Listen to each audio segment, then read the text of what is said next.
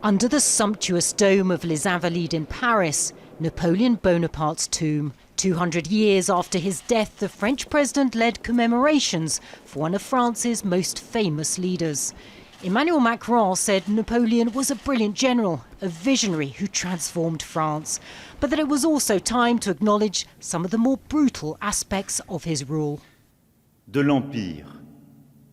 Nous avons renoncé au pire. We have renounced the worst of the empire and embraced the best of the emperor. To commemorate this bicentenary is to say this, simply, serenely, without giving into anachronism, which would consist of judging the past with the laws of the present. Napoleon forged his destiny in the French Revolution. A gifted military leader and fiercely ambitious, he was crowned emperor at 35 and went on to dominate Europe. He created many of France's institutions, and his Napoleonic code still defines civil law. But his lust for power cost many lives. Napoleon Bonaparte was a deeply complex person, both a progressive and an autocrat, so how he should be remembered increasingly divides people in France. The western port of Nantes was the centre of France's slave trade. Abolished during the French Revolution, Napoleon reinstated slavery in France's colonies in 1802.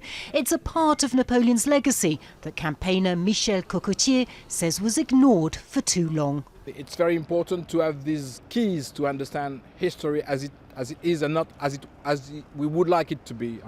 I think this new way to look at what the past was is the right way to understand what the present is and what the future could be.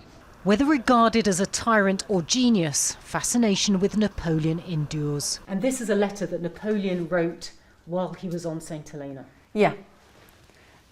I will show you. So it's very rare. It's very, very rare. Letters like this one, written by Napoleon 3 years before his death during his exile on the island of St. Helena, are much sought after by collectors. A myth surrounds his character. It's his glory, his military aura. It's why he captivates people around the world. Macron says it's essential not to erase history but to face it. By frankly addressing the many facets of Napoleon's rule he's broken with previous French presidents.